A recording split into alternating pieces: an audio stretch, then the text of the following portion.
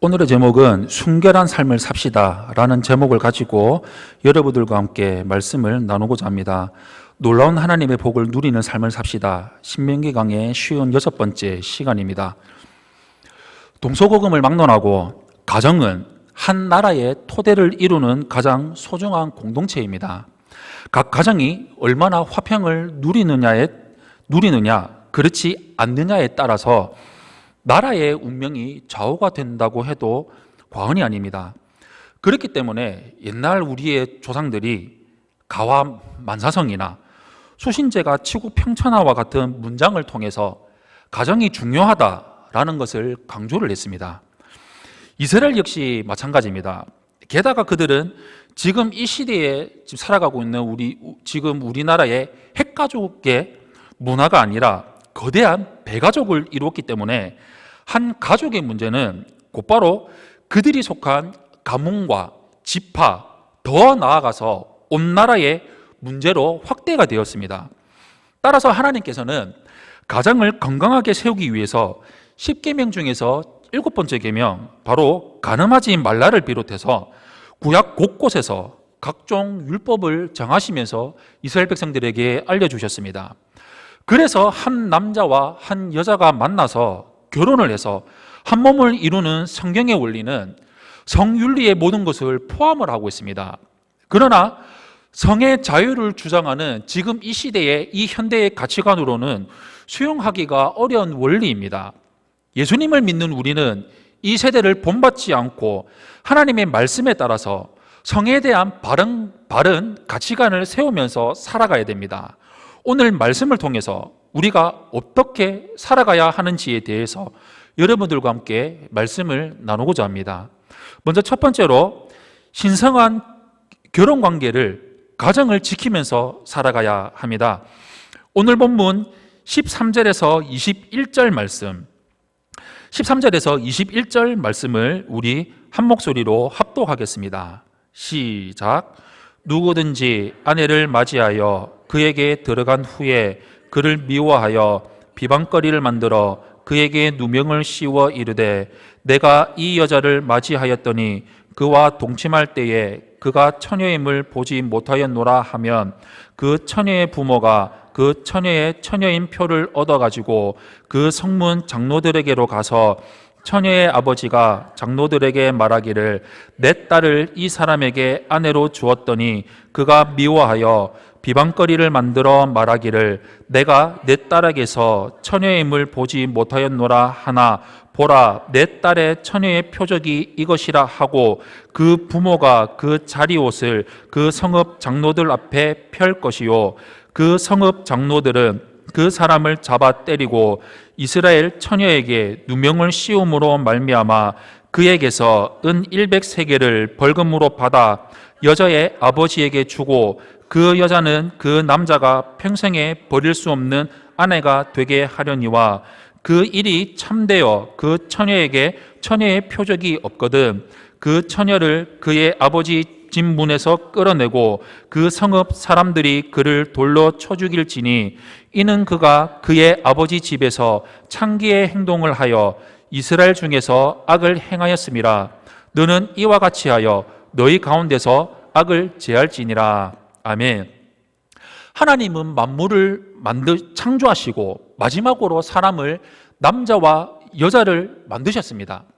하나님은 이들에게 생육하고 번성하라고 명령을 하셨는데 이것은 남자와 여자가 결혼을 해서 한 몸이 됨으로 이룰 수 있는 사명이었습니다. 즉 결혼한 부부가 성적 결합을 통해서 생명을 잉태하는 것이 하나님의 창조의 원리이고 창조 명령을 지키는 유일한 방법인 것입니다. 성경은 결혼 이외에 부부관계는 불법적으로 규정한다고 히브리서 13장 4절에 나와 있습니다. 우리 히브리서 13장 4절 말씀을 우리 한 목소리로 합독하겠습니다. 시작. 모든 사람은 결혼을 귀히 여기고 침소를 더럽히지 않게 하라. 음행하는 자들과 간음하는 자들을 하나님이 심판하시리라. 아멘. 오늘 본문에는 결혼 생활을 하다가 실증이 나서 아내가 미워가지고 아내를 쉽게 버리는 일이 없도록 엄격하게 금지를 하고 있습니다. 결혼 후에 아내가 마음에 안 든다고 해가지고 아내에게 누명을 씌워서 결혼을 무효로 만들어버리고 장인으로부터 지참금을 돌려받으려고 하는 사람들이 있었다는 것이었습니다. 왜 남편이 실증을 내서 그리고 아내를 미워서 왜 아내를 버리려고 했을까요? 이렇게 한다는 것은 결국에는 정욕의 문제인 것이고 악한 세상의 풍속에 영향을 받으면서 말씀과 상관없이 내가 하고 싶은 대로, 내가 원하는 대로, 내 마음대로 살아가는 것이고, 그리고 나에게 아내를 주신 하나님께 감사하지 않고 왜 이런 아내를 주셨는지 원망과 불평에 휩싸여서 쌓여서 살아가고 있었다는 것이었습니다. 그래서 실증이 나니까, 그래서 아내가 미우니까 아내를 합법적으로 내보내기 위해서 이리저리 머리를 굴려가지고 누명을 씌우려고 결심해서 잘못된 행동을 한 것이었습니다. 모세의 율법에는 아내가 결혼 전에 이미 순결을 잃어버렸거나 또는 결혼 후에 부정한 행동을 했을 경우에 아내를 버릴 수가 있었으며 또한 돌로 쳐서 죽이도록 규정이 되어 있었습니다. 오늘 보면 21절에 돌로 쳐 죽이라는 말씀이 나와 있는데 이 말씀이 얼마나 무거운 죄인지를 말해주고 있는 것입니다. 그러나 그 이상의 이유를 제외하고 어떤 경우에도 아내를 버릴 수가 없었습니다. 모세의 이혼 증서 이야기는 당시 사회적으로 약자였던 여자를 보호하기 위한 것이었습니다. 신명기 24장 1절에 이렇게 나와 있습니다. 사람이 아내를 맞이하여 데려온 후에 그에게 수치되는 일이 있음을 발견하고 그를 기뻐하지 아니하면 이혼 증서를 써서 그의 손에 주고 그를 자기 집에서 내보낼 것이요라고 나와 있습니다. 그런데도 21절에 이 말씀의 이 율법 조항을 교묘하게 이용을 해서 미운 아내를 부정한 행동을 했다는 누명을 씌우려고 하는 일이 있었다는 것이었습니다. 그래서 히브리인들은 결혼 첫날 밤에 처녀의 표적을 얻으려고 동침하는 자리에 흰옷을 까는 풍습이 있었다고 했습니다.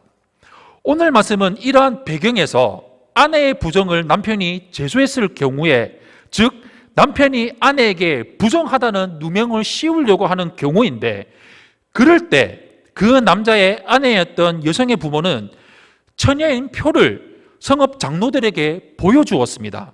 그러면 성읍 장로들은 그것이 사실로 밝혀질 경우에 남편에게 태장으로 때리고 그 장인에게는 100세겔을 주는 벌금형을 부과함은 물론 평생 아내를 버리지 못하도록 조치를 취했던 것이었습니다.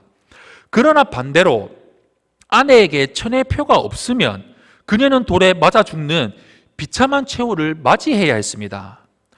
그런데 하나님은 그렇게 비참한 최후를 맞춰야 하는 이유에 대해서 설명을 하고 있습니다.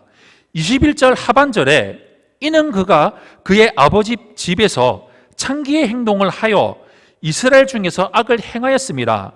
너는 이와 같이 하여 너희 가운데서 악을 제할지니라 라고 나와 있습니다. 이것이 가나안의 여자들과 이스라엘 여자들의 차이였습니다. 가나안 여자들은 처녀의 순결이라는 것을 별로 중요하게 생각하지를 않았습니다. 오히려 그런 것들이 거추장스럽고 불편하다고 생각을 했습니다. 그러나 이스라엘의 여자들, 즉 하나님을 믿는 여자들은 순결이 아주 중요한 문제였습니다. 하나님은 우리가 세상에 살고 있지만 세상을 닮은 정욕적인 삶을 살아서는 안 된다고 말씀하고 있는 것입니다. 이와 같이 부부관계는 결혼한 사이 안에서만 이루어질 수 있는 것이며 그렇지 않은 경우에 이스라엘 중에서 악을 행하게 된 것입니다. 하나님의 백성은 하나님의 창조의 원리에 따라서 성적인 순결을 지키면서 살아가야 됩니다. 그것이 신성한 결혼관계, 가정을 지켜가는 관계인 것입니다.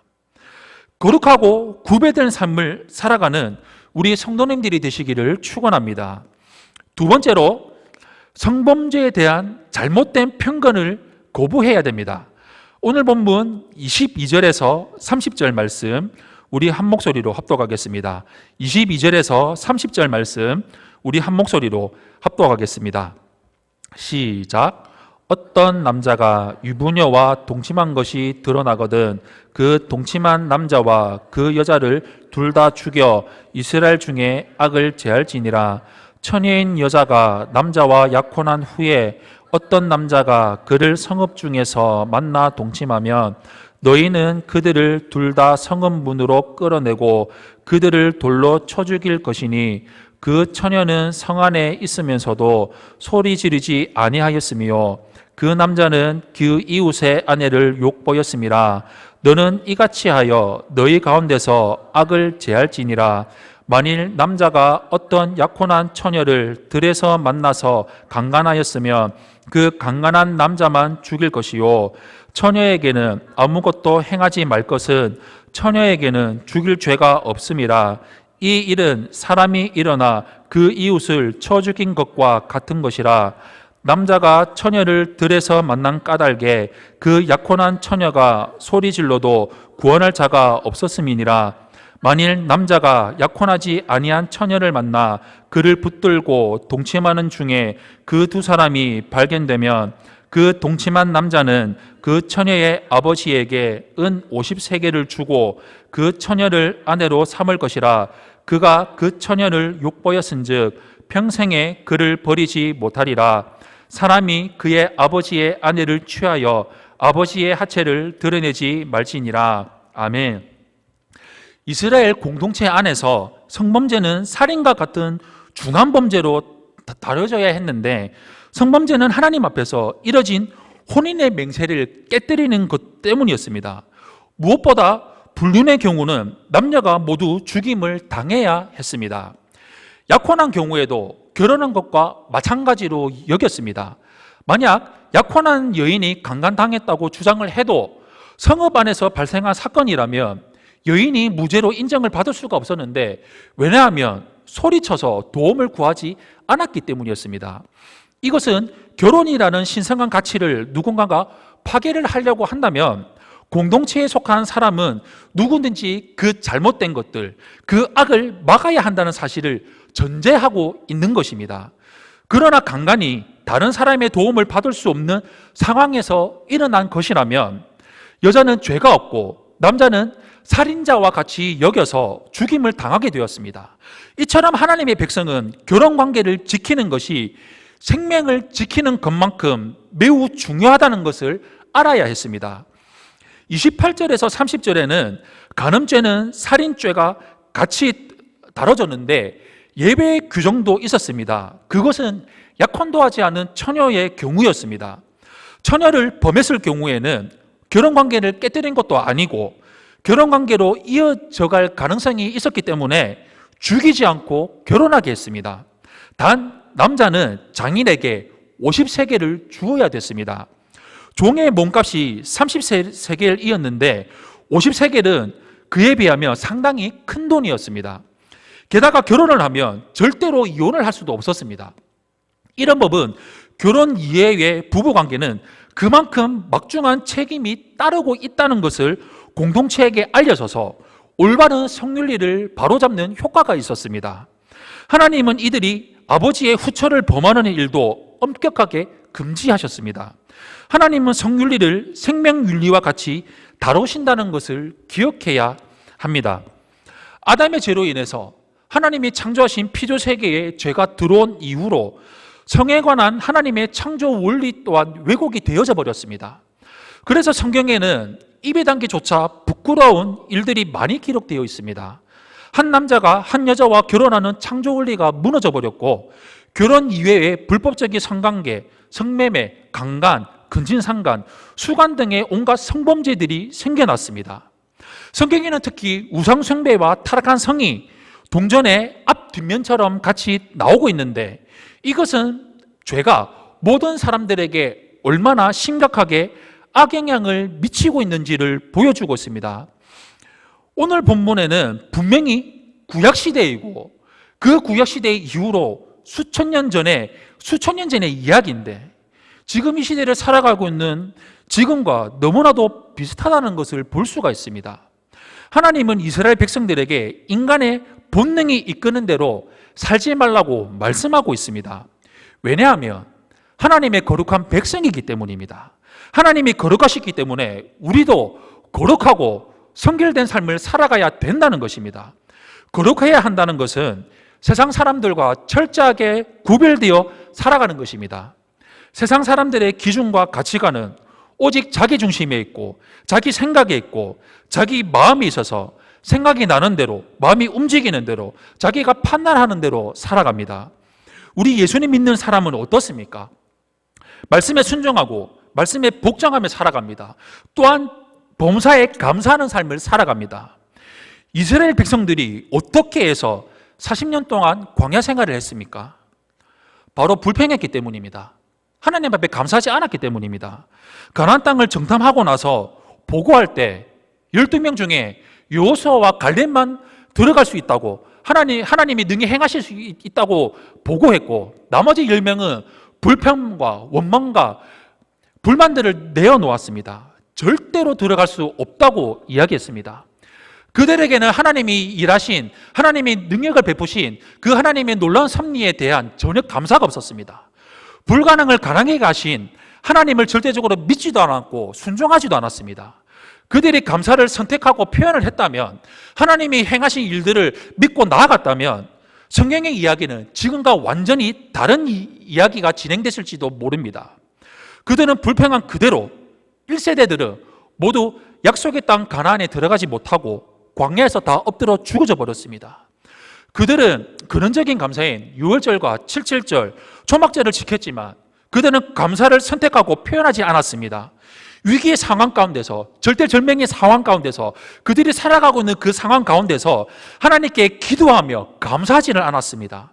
인생 가운데 하나님과 동행하면서 살아가는 방법은 모든 것에서 감사를 배우고 선택하는 것인데 그렇지 않았다는 것입니다. 감사했다면 바른 신앙생활을 통해 결혼 생활이 실증이 나거나 아내를 버리려고 하거나 잘못된 일들을 하지 않았을 것입니다. 감사는 하나님의 명령입니다. 해도 되고 안 해도 그만이 아니라 반드시 이루어야 할 하나님의 절대적인 명령입니다. 감사를 선택하면서 표현하는 삶을 살아서 바른 신앙생활을 하는 성도님들이 되시기를 축원합니다. 사랑하는 성도 여러분, 신앙생활은 혼자 할 수 없듯이 성윤리는 결코 개인의 문제가 아니라 공동체가 함께 관심을 가지고 지켜가야 하는 중요한 문제입니다. 살인이나 폭행 등의 사건을 개인의 문제로만 둔다면 공동체가 도저히 유지될 수 없는 것처럼 성윤리 역시 마찬가지입니다. 사람의 생명을 안전하게 보호하는 것을 개인에게 맡길 수가 없듯이 결혼과 가정을 보호하는 일 역시 공동체가 관심을 가져야 해야 될 문제입니다. 성윤리가 점점 혼탁해져 가는 이 시대에 말씀을 따라서 영과 육을 성결하게 지키면서 우리의 몸과 마음을 거룩한 산제물로 드리는 삶을 살아야 됩니다. 나 혼자만 지키는 것이 아니라 교회 공동체 안에서, 셀 공동체 안에서 우리에게 주신 그 말씀에 아멘, 절대적으로 순종, 절대적으로 복종하는 삶을 지키며 살아가야 될 것입니다. 우리 평생 우리 몸과 마음을 지키며 하나님 앞에 감사하는 삶을 살아가는 우리 성도님들이 되시기를 예수님 이름으로 축원합니다. 아멘.